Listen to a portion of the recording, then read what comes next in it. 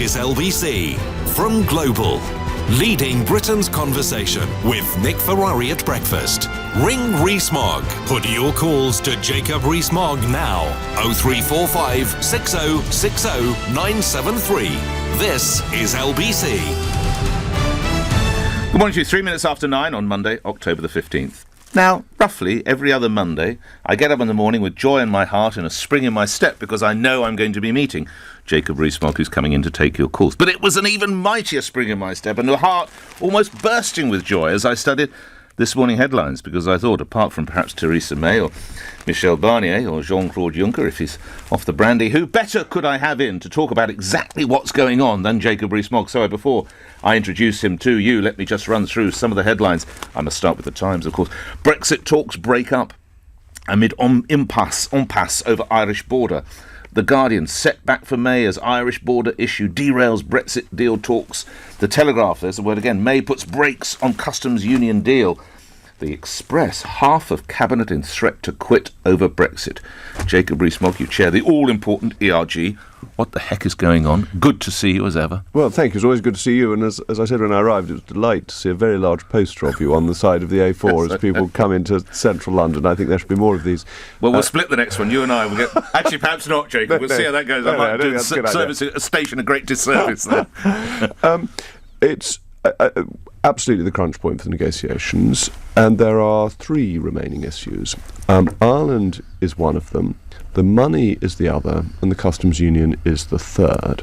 Now, what seems to have been happening is that the government was essentially giving in on the issue of the customs union and of the money. So, not having strings attached to the money, paying £40 billion without knowing what we'd get. On the customs union, it looked as if the government was heading towards a situation where we could have been perpetually in a customs union without any say over how it was run. But the third issue, the government seems to have shown some backbone, and that's over the border between the Republic of Ireland and the United Kingdom, and that the EU wanted a backstop that would have turned Northern Ireland into a colony of the European Union. And thanks in part to being reliant on her majority, Mrs May, reliant on her majority on the DUP, the Prime Minister has said no to that, and that seems to be where we are, and we'll see what happens over the next 48 hours. How key is the next 48 hours? I think the next 48 hours is very important. It's important both in terms of the type of deal under which we leave. That if after 48 hours the Chequers / near Norway style approach is not working, that is to say, pretty close integration, maintaining EU rules and things like that, it is stymied by the Irish question, then there will either be an opportunity for the government to say we must then move to a Canada-style deal, or we'll be heading towards no deal, no withdrawal agreement and leaving on World Trade Organisation terms. There's also an issue in terms of parliamentary numbers, that it's become increasingly clear that the government would not get a majority in Parliament for a deal that spent £40 billion for nothing, or left us perpetually in a customs union. So it needs the government to move, and it may be that the EU's intransigence is actually helping the government to reposition itself. Lastly, before we go to the calls, this leaders' summit in a couple of days, it's pointless now, isn't it? Not necessarily. The question has always been who runs the European Union. And the Commission, because it's there on a daily basis, has the lion's share of influence on routine matters, and has used that very effectively to centralise power. But ultimately, the nation-states are the power behind the European Union. And if the heads of government were to say, actually, we need to get to a sensible agreement and that the Commission has pushed things too far, they would be able to overrule the Commission. But there's no sign of that at the moment. And a number of the key leaders, particularly Angela Merkel, are distracted by other things. And she's just had a terrible election result in Actually, I will actually go to that. I was going to ask you about Bavaria. Where does that leave Where does that leave Germany, actually? Never mind Angela Merkel. Well, it certainly leaves Mrs Merkel's position considerably weakened. Her political authority is in a state of decline. And when politicians find their political authority is declining, it becomes incrementally harder to do things and to achieve things. It also means that the Chancellor of Germany is bound to be focused on German issues rather than on European issues. What it does for Germany more broadly is a reminder of how difficult it is to force things upon nations in an undemocratic way. That they end up moving to extremes if that's what you try to do. Is there a chance, and perhaps that some of the European leaders will think, hang on a moment, we're possibly spending too much time on this Brexit. We've got issues in Austria, we've got issues in Hungary, just see what's happened to Angela in Germany, we know what's happening in Italy, we've got Spain. Right, let's get a Brexit deal done and start addressing problems in our own backyard. Surely that moment must be round the corner. You would have thought, and that would push, you would expect, towards a Canada-style deal, because just get it done. Just get it done right. And move on. That's basically off the shelf. That's there to be done. It's fairly straightforward. But you're quite right. And President Macron's poll ratings are even lower than former President Hollande's. I mean, that's not a great position to be in. Yeah, I'd forgotten him. Right, let's get to the calls. Hopefully I'll grab another minute with you along the way. Brian is in Stockton-on-Tees, and you're through to Jacob Rees-Mogg. Good morning to you, Brian. Yeah, good morning. Good to talk to you. Thank you, sir. What's your point? Your question, rather? My question was to Jacob. How long can you keep still backing Theresa May as Prime Minister if she keeps saying the only deal on the table is Chequers? Well, thank you, Brian. I mean, it's a very pertinent question, and I've consistently said that it's about changing the policy, not the individual. I think we have to wait and see what... She won't change the policy, as Brian says, Mr. Rees-Mogg. But the policy may have to be changed regardless. That's why it's right to be patient. You see, the policy hasn't worked, that the policy isn't acceptable to the European Union. It's not going to get through the House of Commons.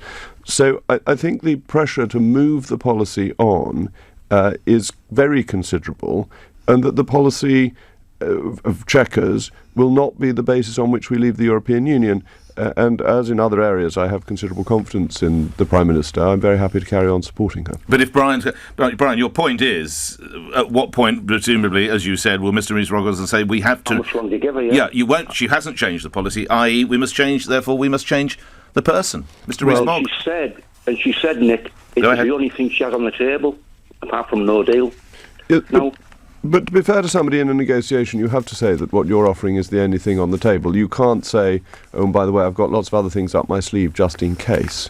So I think... Jacob, it's going for no deal, isn't it? You just said it won't pass the government, here. Very unlikely. That is no deal. I think the government's approach to Chequers has increased the likelihood of having no withdrawal agreement. I think that's absolutely right. But no deal is nothing to be frightened of. So if the alternative is Chequers or leaving without a withdrawal agreement... The thing is now, Jacob, she has to sort it out now with the Cabinet, get the Cabinet back in line to continue, right, to stop the more people leaving out the Cabinet. Yes, that must be right. The Prime Minister would be very weakened if any Cabinet Minister resigned. That's clearly true. Jacob? Do you agree with this? Last point, Brian. She's on a third one, isn't she? She can't go doing this again. Anything, when she goes to the EU now, she has to get it passed by a Cabinet and the DUP. Otherwise, she is toast, isn't she? Well, I wouldn't say she's toast, even at breakfast time. I think the issue is, where you're right, is that the Prime Minister cannot afford to lose another Cabinet Minister. She has to maintain a collective responsibility. And that's true of all Prime Ministers. They need to maintain the support of their cabinets. And you're also right that the majority Mrs May has is dependent upon the DUP. And that's why I think there's a good chance that this policy will, to use the Prime Minister's own word, evolve into something that the country can accept and is genuinely leaving the European Union, rather than the Chequers deal, which is basically staying in the European Union but without having a vote. Brian, thank you. You may have caught sight of a piece in one of the papers yesterday, Mr. Rees-Mogg, the Sunday Times, in which David Davis, the former Brexit negotiator, suggested that members of the Cabinet could resign if a summit does not produce a result to their liking. It's thought he probably meant Esther McVeigh, Penny Mordaunt and Andrea Leadsom. Do you agree? I believe in the principle of Cabinet government. That is to say, it is not the Prime Minister who decides everything. It is what the Cabinet agrees that is the collective policy of the government. And it's crucial that if members of the Cabinet don't agree with that, they resign. That's always been the case. Cabinet ministers have to be able to stand up and say, I support government policy. If they don't, they need to leave the government, and that is the historic constitutional position, and that policy is as determined by the Cabinet, not the individual will of the Prime Minister. But you've just said she'd be fatally holed below the water if another Cabinet member left. The Prime Minister cannot afford to lose another Cabinet Minister. I think that is true. But you agree with David Davis saying if they don't like any deal, they should walk? But that's obviously true. That's the basic constitutional position. But therefore, I think the Prime Minister would be wise to get a deal that her Cabinet can support. Chris is in Billinghurst. Go ahead, Chris. Good morning. Good morning, Nick. Morning, Jacob. Morning, sir. Morning, Chris. Well, my question, I'm interested that, given that Theresa May's ruled out a Canada-style deal, and that's because she doesn't believe it solves the Northern Ireland border issue, what proposal can you see that's achievable that would satisfy not only the EU but the whole of the Conservative Party and the wider electorate?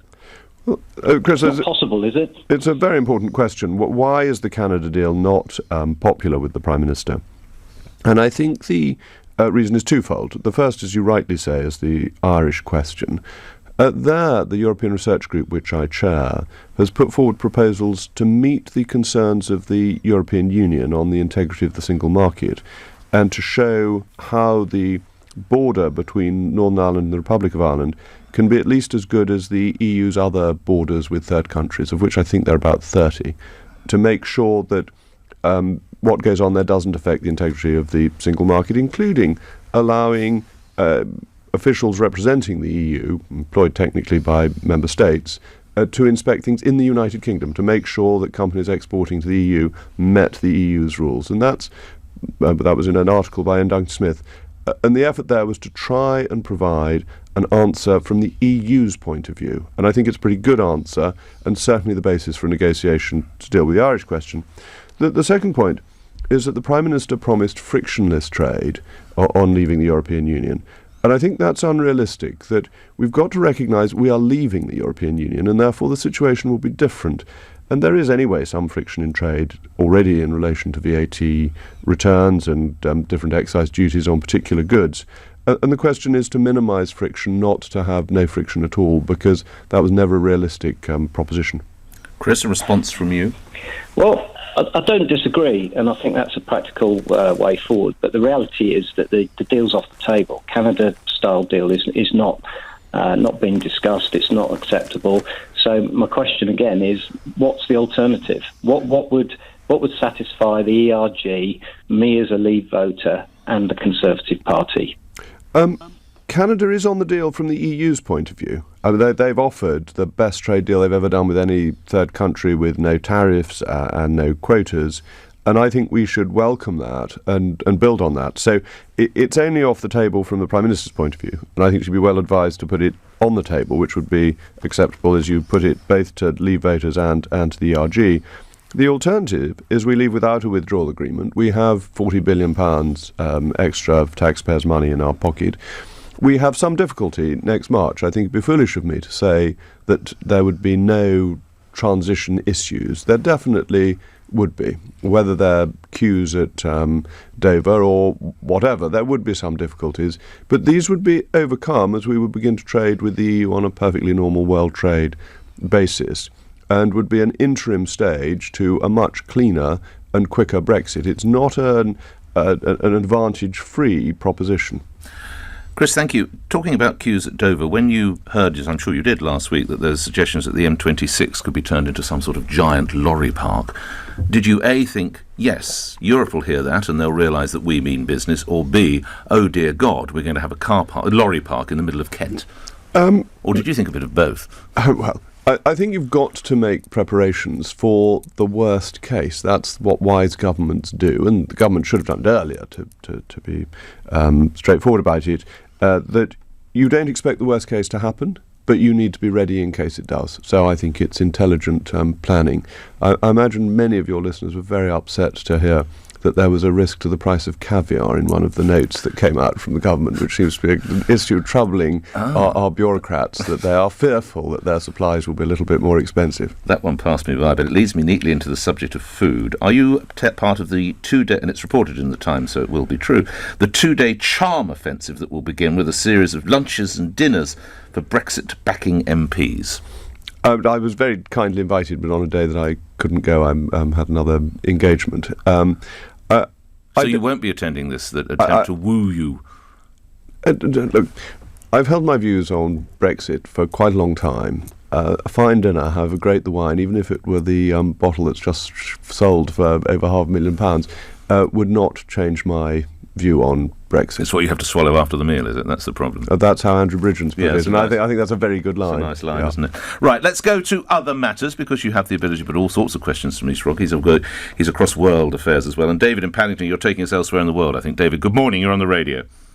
Good morning, Jacob. As a man who goes to church and is religious, how can you morally justify us profiting by selling arms to Saudi Arabia whilst 18 million people are about to be on the starvation line, the worst humanitarian crisis in this century?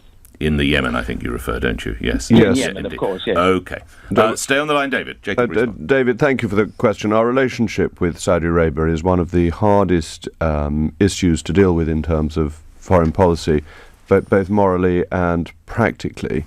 The issue we face is, what would it be better or worse if we did not maintain a relationship with Saudi Arabia? And if you look at some of our interventions in the Middle East over the past couple of decades, very often what we do for a moral purpose turns out to have an immoral effect. And therefore I think one should be very cautious about moralising about foreign affairs. But I don't deny the point that you're making. I think the behaviour of both Iran and Saudi Arabia in Yemen is so unbelievably unsavoury, inhumane, as to be a blot on humanity. The question is, how do you best deal with that? How do you stop it without creating further problems in the Middle East? And I think removing ourselves from our close relationship with Saudi Arabia would probably make things worse rather than better. David, a response from David? Yes. They are, every single day, they're committing war crimes. They're bombing hospitals, schools. We are profiting from it. We are culpable. Our Foreign Secretary should be in the United Nations banging his fist on the table and demanding a ceasefire, sending a UN force in there. This is 18 million people. You are morally culpable, Jacob. I wish that the Foreign Secretary banging his fist on the table would have any effect at the United Nations. It wouldn't, and that there's no good arguing for a Council of Perfection in an unreal world. We have to deal with the world as it is, and in some occasions that is not a nice place. And I think you're calling for something that you're right to call for, but you're unrealistic in the way you're calling for it. David, thank you. Broadening this out, there is Saudi Arabia today defying threats by the West to retaliate over the disappearance of the journalist Jamal Khashoggi in the consulate in Turkey. What reaction, moving away from the hideous, as you rightly describe it, Yemeni conflict, what reaction should the West be taking as regards what could have happened to that journalist? Well, we should take it as seriously as the attempted murder and then murder of people in Salisbury. Why? It's in Turkey, though, isn't it? But as a general principle of international order, foreign countries cannot cross borders and murder people that they do not like. That is simply a means of leading to the breakdown of any form of world order. Who in the world does the UK want to bump off? Who does the US want to bump off? Where does it stop if you allow this to happen? And Saudi Arabia is an ally of ours. We would have no justification in supporting an ally if it turns out that Saudi Arabia is guilty, and therefore what do we need? We need the type of investigation carried out in relation to Russia and Salisbury to establish the facts, to be clear who is responsible, and if it is satisfactorily shown that Saudi Arabia is responsible, then Saudi Arabia must suffer consequences from this. Such as? Well, we must look at what we've done with Russia. You must think of applying sanctions. You must think of targeting... Well, if they put the oil price up, you're a keen economist, that would hurt just about everything, wouldn't it, Mr. Well, that's the difficulty in dealing with Saudi Arabia. But there comes a point at which you have to say, look, this is simply not behaviour that is allowed in an effort to maintain an international good order. And if... you know, we need to be certain, we need to have the evidence. If Saudi Arabia were responsible for the murder of a journalist in a foreign country against its own law as well as international law and Turkish law, then consequences must follow. All right. Staying with world affairs before we come back to domestic matters, some commentators have said that the American judicial system has been fatally damaged by the extraordinary saga in getting Judge Brett Kavanaugh actually onto the Supreme Court. Trump was finally successful. At what cost? Well, I think it's a basic issue of the American Constitution, and it's one of the weaknesses of the US Constitution compared to the UK Constitution. That is to say, the ultimate arbiters of everything are the judges, and therefore the judges have become very political. The US Constitution is incredibly difficult to change, and therefore, because it was established in the 19th century that the US Supreme Court can overturn congressional acts, there is huge power with them as a final body, and it's been politicised by presidents over decades and decades. Never quite to this degree, is that fair? Oh, no, that's not so. No, if you think of what FDR was trying to do... Okay, in recent memory, then. No, all presidents appoint people who have their political bias, and really interestingly, when George W. Bush became president, the Supreme Court of Florida voted that it should have gone to Al Gore on an entirely Democrat-Republican ticket. They all voted according to the party who had appointed them. And when it got to the Supreme Court, they voted that it should be George W. Bush on exactly the same basis. The Republicans voted for George W. Bush, the Democrats for Al Gore. And so that is their answer to the flaw in our Constitution, which is that an Act of Parliament can change anything at any point, however fundamental. And they have a Constitution that's very hard to change, and therefore an overmighty judiciary.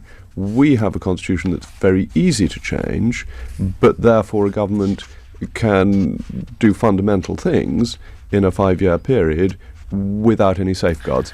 And that's the balance that the two countries have each chosen. Lastly on that, accused, and one must believe unfairly, of being a sexual deviant, a gang rapist, all sorts of others, unable to coach his daughter's basketball team as a result. Did you have sympathy for Judge Kavanaugh? I think if the allegations were true, they deserved to be aired. That you never know in these cases who is telling the truth. And when appointing a judge for life, it's reasonable to have the information come out in the public and properly investigated. And actually, having watched some of the testimony of both sides, I was unable to feel any clear view as to who was telling the truth. Probably only two people know. Staying with judges, we come home, though. John in Ilford, you have a question for Jacob Rees-Mogg. Go ahead, John. Good morning. Yeah, good morning. Thanks for taking my call. Yeah. I just want to know, do you think it's fair that after lifting the 8-year pay freeze and giving the police a 1% pay rise this year, which works out about £32 a month, after the independent panel recommended 3%, it's then fair that the judges are being given a 32% pay rise, which works out about £60,000 a year? You've got all the figures absolutely spot on. It takes them to around £240,000 per annum. Jacob Rees-Mogg. Well, John, I'm tempted to ask, what do you think? Are you a policeman by any chance? I am. You are. And I think what you think, and that is that the police, the front line of our justice system, play such an important role in keeping our society safe and, willing to put their lives on the line as an MP. I'm very conscious of with the coroner's inquest in relation to the murder of Keith Palmer having gone on recently, that it does seem out of kilter when the police are not getting 3%, that the judges are potentially getting a £60,000 pay rise. Yes. So John, a response from you. Let you go first. Yeah, I mean, obviously one thing I just wanted to get out there is, as you're probably aware, obviously the pension changes that have happened over the last few years, that this could be seen that 3 weeks before the judges are due to go to court to have their tribunal case heard. This could be seen as some kind of hush payment or go quietly payment. It just doesn't seem fair or right to me. No, it's worth remembering that in the 1930s, when pay restraint was introduced and every public servant had their pay cut, an exemption was made for the judges because they argued that it would undermine the independence of the judiciary if they didn't carry on being paid. The judges have always been pretty good at arguing their own corner for their own terms and conditions. On the other hand, you have to persuade very high-earning barristers that they want to become judges, and if we want to have the best judges that we can have, then we're going to have to pay for them. So it's not entirely an easy answer. It just at the moment seems out of kilter what's happening to other people. John, thank you. Staying with legal matters, it is reported today that Anjem Chowdhury, the convicted hate preacher, will be out at some point this week, and the figure to guard him, to monitor him, to everything else that is required, £2 million a year. Jacob Rees-Mogg. Well, you can only put people in prison if they have broken the law, and a law that existed at the time at which they broke it, and they can then only be sentenced in accordance with the provisions of the law, and if their sentence ends, then justice must be carried out. We cannot have arbitrary justice. We've just spoken about Saudi Arabia potentially murdering a journalist in Turkey. If nations have arbitrary justice, then their whole foundation of the rule of law is undermined. And it's very easy to find an individual who's particularly unsavoury. But do we go back up the conveyor belt? Should the terms have been tougher at the time of conviction? Well, there was an opportunity for the Attorney General to appeal against the sentence if he didn't think it was tough enough. Should Parliament toughen up the rules in future so that people who are convicted in the way he was convicted serve longer sentences? Yes, there's a very strong case for that. But you can't apply the law to people retrospectively. So, am I saying that we made a mistake and bungled it over, and this is not a party political point, just as a nation, we didn't have the laws in place to deal with people like him? And should we make sure that we now do? Yes. But can we invent retrospective law and maintain the rule of law? No, we can't. All right. Let's come back to other matters. Indeed, we need to return to Brexit because there are so many other aspects. I mentioned that David Davis had an article in one of the papers yesterday. Boris Johnson has his column in the Telegraph today. It's still not too late to abandon this disastrous surrender of our country. And he questioned why, and said indeed it was totally wrong, of the government to agree to the Northern Irish backstop on December 8 last year. Your views on those 2 points? Yes, I'm in favour of abandoning what is currently proposed, which seems pretty bad. And it's as if the government has been saved by the Irish question, actually, that the EU has so overplayed its hand on that the surrender on everything else seems to be being withdrawn, and let's hope that continues. And the backstop agreed last year, well, one of the opening paragraphs of the agreement says nothing is agreed until everything is agreed. And it's important to remember that nothing is firmly agreed yet. And we have to be very mindful of that before we start feeling that we are bound into things. Also, nothing constitutionally is agreed until it's passed through Parliament, that we have a system where our laws require the consent of the people via Parliament. They're not made by an autocrat in Downing Street or anywhere else. Final question on Brexit, final question for today. Anthony in Staines. Anthony, go ahead. Yes, good morning, gentlemen. I'd like to ask Mr. Rees-Mogg, good morning, about the Scottish question, whether he believes that we must take into account the people of Scotland, who of course did vote against Brexit, and indeed 2 of the 4 nations of the United Kingdom did vote against Brexit. Well, does he agree with me that we need to bring those people on board to get this through? Well, thank you, Anthony. I thought you were going to say the Scottish play when you started with the Scottish question, but it might be a bit early in the morning to discuss that. Of course, you make a very good point that many people in this country, 48%, voted against leaving the European Union. And it's important to remember that although the majority gets its way, it is important to respect the views of the minority. In terms of the Scottish issue, Scotland voted to remain in the United Kingdom not very long before the referendum to leave the European Union. So Scotland had committed to being part of a larger country that then voted to leave. So there's no democratic impropriety in Scotland leaving.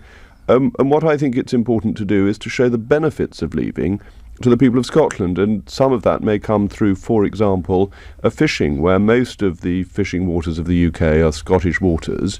Getting those quotas back for the United Kingdom could be very helpful to coastal communities in Scotland and begins to be a symbol of how things can improve once we've left. And I was shocked to discover at a rally for Leave Means Leave on Saturday that 92% of the cod fishing quota does not go to the United Kingdom. We only get 8% of it. And there are fish. There are indeed fish. Anthony, thank you. Before I let you go, a totally different matter. It was reported last week that Jeremy Corbyn is keen to bring more into the history lessons of our children. There should be more done about the legacy of the British Empire, the slave trade, how Britain interrupted a rich African and black history and exploited countries. Was colonialism a wholly bad thing? No, colonialism was not a wholly bad thing, though. The British Empire had good and bad bits, like all sorts of things. Some of its bad bits were terrible, but some of its good bits were really wonderful. The ending of the slave trade was a remarkable success. Think of the death of Gordon at Khartoum. One of the reasons Gordon was at Khartoum was he was trying to stop the slave trade that was going on in the Sudan at that point. That there were noble figures, there were honourable figures, and there were rogues. But think of a Sleeman who puts down Thuggee in India so that people could travel in India without being murdered by an extraordinary robber cult. That we did great things in the British Empire, but there are blots on it as well. And that's true of all countries at all times, not just those that have empires, but also of what goes on at home, that there are things that have happened in the UK over the last 100 years, which, looking back on it, people are deeply ashamed. Thank you so much. I'm sorry you won't get your dinner with the Prime Minister, but I hope whatever the engagement is, it's not with the Prime Minister. It's with the team. Yes. Yeah, but I hope whatever the event is... Had it been with the Prime Minister, I would have cancelled anything else. Of course, but you have rude to say previous no to the Prime engagement. Minister. So you'll say no to the pizza or whatever it was going to be. Who knows? Jacob Rees-Mogg, thank you so much. Conservative MP for North East Somerset, appearing here on LBC. Prince Harry and Meghan are expecting their first child in the spring. Kensington Palace says the Duke and Duchess of Sussex are very happy to announce their news. The couple are in Australia for their first tour since they were married.